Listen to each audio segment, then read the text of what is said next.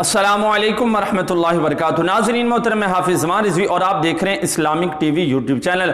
नाज़रीन मोहतरम, आज ये वीडियो बनानी नहीं थी, लेकिन मजबूरी समझ लें या फिर इस तरह समझ लें कि आप तक ये बात जो पहुंचाना है ये ज़रूरी है। मजबूरी ये है कि आपको तमाम कारकुनान को इस बात का इल्म होना चाहिए।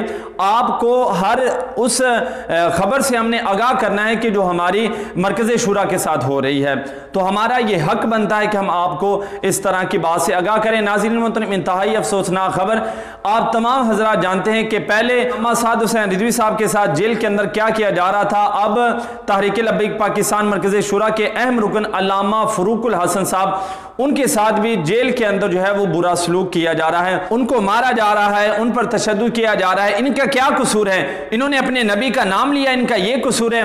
अगर ये कसूर है तो ये हम सारे करते रहेंगे और ता क़यामत करते रहेंगे।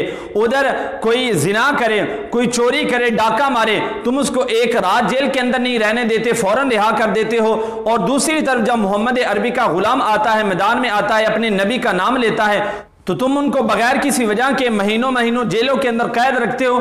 ये कहां का इंसाफ है? पाकिस्तान ला इलाहा इल्लल्लाह मुहम्मद रसूलुल्लाह की बिना पर बना, और पाकिस्तान को बनाने वाले भी आलिम दीन थे और इनकी खून की इंटें हैं इस पाकिस्तान के अंदर, और तुम उनके साथ ये सलूक कर रहे हो कि तुम उनके ये सिला दे रहे हो कि जो अंबिया के वारिस है, तुम उनके साथ ये सलूक कर रहे हो। कल माशर के दिन अगर तुमसे पूछा गया तो तुम क्या जवाब दोगे? आज भी वक्त है, गैरत की गोली खाओ और हमारी जो मरकज़ शुरा है उसको रिहा करो।